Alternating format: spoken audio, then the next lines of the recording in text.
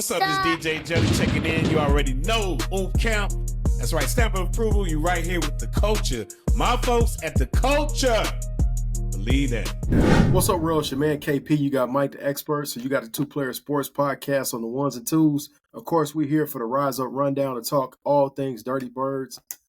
Mike the Expert is looking a little rough right now. Oh, yeah, most definitely it is. The Falcons are going through a four-game losing streak right now, and looks like the Bucs are taking over on us. We got a losing record. I mean, it started off good.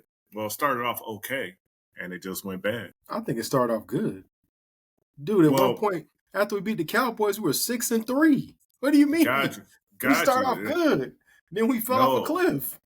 The record, who's getting our money off? No, you're looking at the record. The record doesn't tell you everything. I say starts off okay because we're barely winning these games.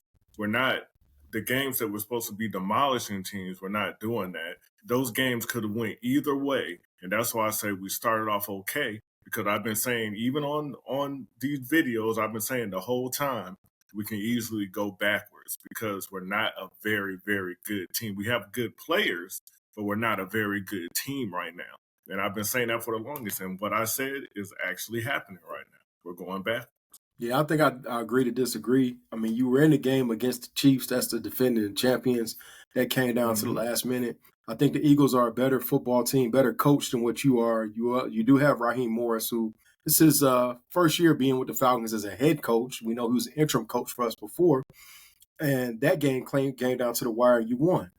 You blew out the Cowboys, who you were supposed to blow out. You dog walked them, ran them off the field. You've had a game where Kurt has set the single game record for passing for the Falcons. So, I mean, I do think you're in a position where you're getting your money off. You swept Tampa, which was a big challenge. You were supposed to do that. Now you split with New Orleans, which was expected because it's a rivalry game. And, you know, like I said, since the Cowboys, they haven't been able to get their money off. You watching them lose 4 games in a row. No, the majority of our games have been real close, and I've been saying for the longest, it could go either way for us. I hear you, but it's the NFL, bro. It's the NFL. It's professionals. I got you. It's not college. There's no point margins in the NFL. It doesn't matter. We've been struggling. We've been barely. I mean, there's games where we lost because all the other team did was kick field goals. You know what I'm saying? I mean, it showed that we weren't a very good team. It doesn't matter the record. It doesn't matter that we were number one in our division. Our division sucks anyways. So that doesn't even matter. What matters is how our team gets out there and perform. And our team hasn't been consistent all season. Whether we're winning or whether we're losing, we're still not a consistent team. So I knew from the beginning that this could possibly happen. And I've been saying that. And exactly what I said is happening right now. We're on this losing streak. We're playing bad. Our defense is playing terrible. I mean, our defense in those last 4 games have 0 interceptions. We allowed 11 touchdowns. I mean, we've been playing terrible. So you want me to come on here and have a heart attack? That's what you're telling me right now. Because I know the defense has been, I'll be honest, man. I have not been impressed with Jimmy Lake as a defensive coordinator. I've been very underwhelmed. I think I've told you over and over again on this podcast, we got to stop playing the soft zone. We're getting chewed alive in the soft zone because we're backing off of guys like CeeDee Lamb, top receivers, Evans. These guys are coming in getting their money off over and over and over again on us. Plus, veteran quarterbacks are picking apart the soft zone. Then on top of that, I guess we played a little bit of man against the Vikings, which I don't understand why you would put go-to-man coverage and then put, our second best corner on Justin Jefferson. That doesn't make any sense. I don't really get that. You're putting Phillips on him. You're putting D. Alford. Not like D. Alford. I think he's a really good player, has developed very well. But A.J. Terrell should have been on him all game. That didn't make any sense to me. You don't do that. You don't put him on J.J. And J.J. showed you why you don't put him on him, because he got his money off. He embarrassed the guy. And he just, it was an ugly day for my man D. Alford. So I didn't really understand that. And then, yes, we did get sacks, but we're still at the bottom of the barrel. I agree with you. And that just shows that Jimmy Lake has not coached these guys up. I watched Ryan Nielsen do more with less talent last year. So I got to put that at Raheem Morris's feet. And then on the offensive side of the ball, I'm not really sure what our philosophy is. One week we want to be a passing team, one week we want to be a running team, and it seems like we don't have an indefinite identity. And then we've underutilized our two-headed monster. But that brings us all to the point right now, talking about we're on this four game skid. That brings us all to the point talking about this 4-game skid right now. And we might need to make a change at quarterback, man. I'm looking at Kirko, and Kirko, they taking over your trap over and over and over again. I mean, Kirko has been pretty bad. We watched him go to the Vikings in Minnesota. You would think he's going to ball out. It's his old team. Doesn't get a TD. Turns the ball over way too many times. And then we just keep seeing the same thing. We're seeing more turnovers than TD passes. I mean, he's in a serious drought when it comes to TD passes. Mike the expert, when was the last time we seen Kirko throw a TD pass? Well, we know he hasn't thrown one in the last 4 games in this losing streak. So, I mean, it's been pretty bad. I mean, he got 2 interceptions the last game. I mean, he's in a drought right now. And I think right now is the time to try the other QB. So you want to go to Penix? Yeah, I think right now is the time to actually do it. I mean, we play the Raiders next. We got a soft schedule coming up. This is the best time to implement our new QB, especially during games that we have a better chance of winning, even if he doesn't play well. Yeah, so looking at Kirko's numbers right now, just to kind of put it a little bit in perspective, of course, he's 74th. Excuse me, he's 24th. No, I'm wrong. He's 3rd in passing yards amongst active QBs. So he's 3rd in passing yards. He has 396 passing yards. But here's what's concerning to me. He's got a PFF grade of 75. That's not going to get it done. He's 26 out of 66 quarterbacks. He only has 17, tubs this year, and that puts him 11th.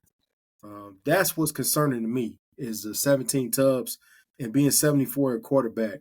I think what you see out of Kirko, you see a lot of B-plus throws and a lot of B throws. And then, of course, what happens is there's no middle ground. It's either a B or an F. And that's where I have an issue. And then I'm watching where we just can't seem to execute the play action. For whatever reason, whether it's because Kirko is diminished from, the Achilles or whether it's the offensive line not getting right. And we know our team is really not a pass blocking team. We're a run blocking team. But with all that being said, a serious part of our offense has been left on the shelf, and I'm not sure why. So when we talk about going to Penix, man, this is the 8th pick in the draft. What do you have as a reason, stat-wise, or even kind of what you're seeing when you start looking at the tape on Penix, why you want to go with it? Well, the thing about it doesn't have anything to do with stat-wise because, I mean, of course, he hasn't done anything in the NFL. No, I mean, yet, obviously college stats or PFF grade from the draft. They gave him, I think his PFF draft grade was like a 92. Yeah, no, I got that. I mean, basically, Penix is Kirk Cousins, just with a better arm and a little more, and well, not a little more. And he's a better version of Kirk Cousins. We just haven't seen him in the NFL yet. And honestly, right now, Kirk Cousins with 8 interceptions in the last 4 games, and we're on this losing streak, and we can wind up not making the playoffs. This is the best time to really put Penix in and try him out.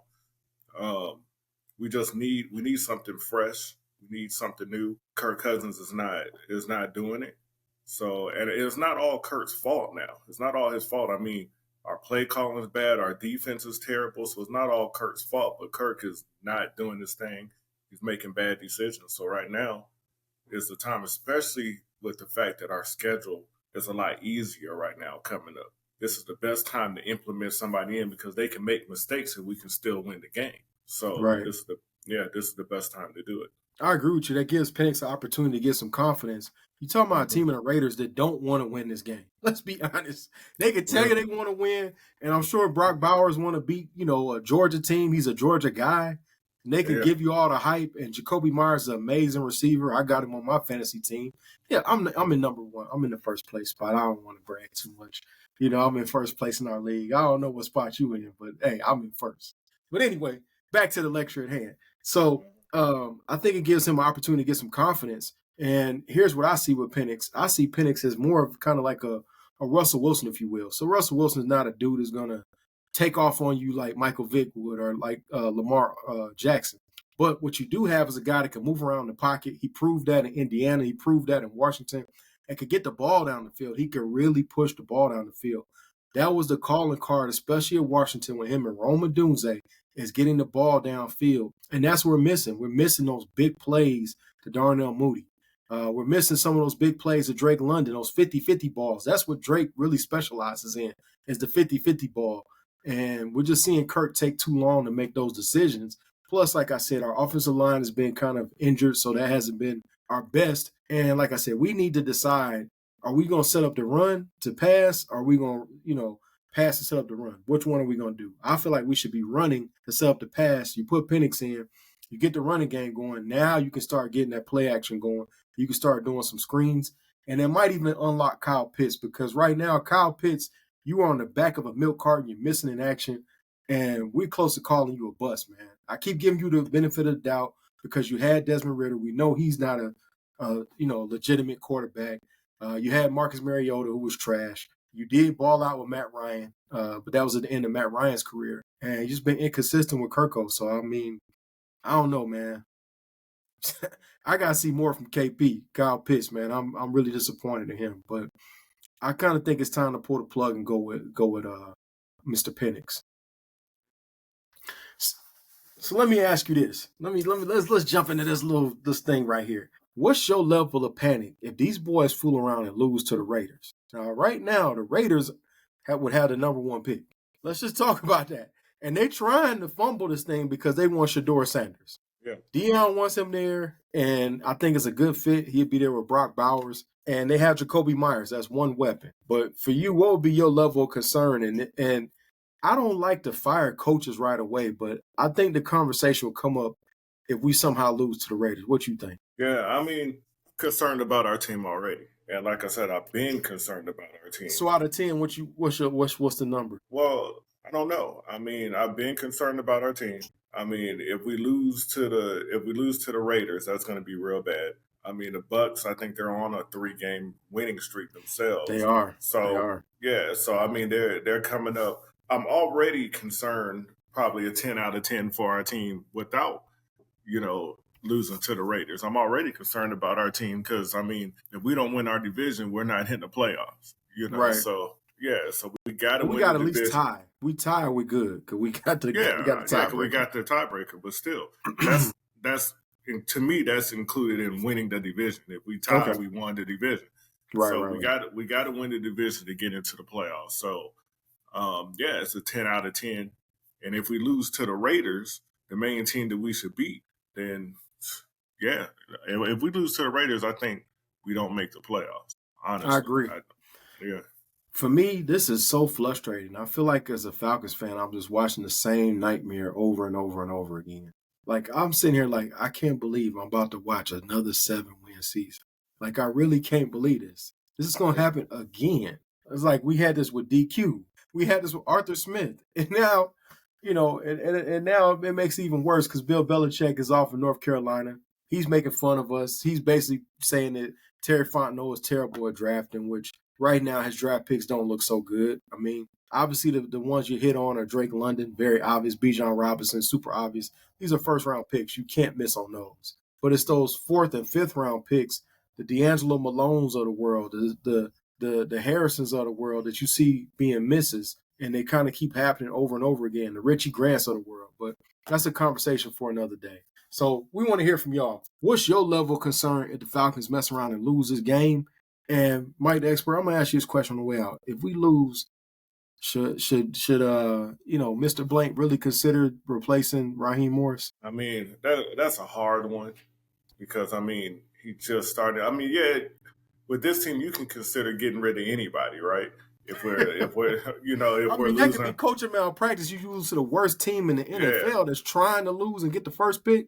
That's coaching malpractice. Yeah, if you're losing like that, but I mean, it's kind of hard to say because I mean, the team we just started, this is his first season, with the team. But so I don't know. We just have to see how it goes. But yeah, I mean, it would already be in my mind right now. Like who do I need to get rid of? It would already be in my mind. Not just the coach, but a lot of, a lot of heads got to roll. Yeah, exactly. So if I'm Arthur Blank, I ain't getting no younger, man. Right now, I'm not gonna lie to y'all. I like Coach Morris, but I got some buyer's remorse. Right now, I'm kind of wishing for Coach Belichick. I'll be honest with you, man.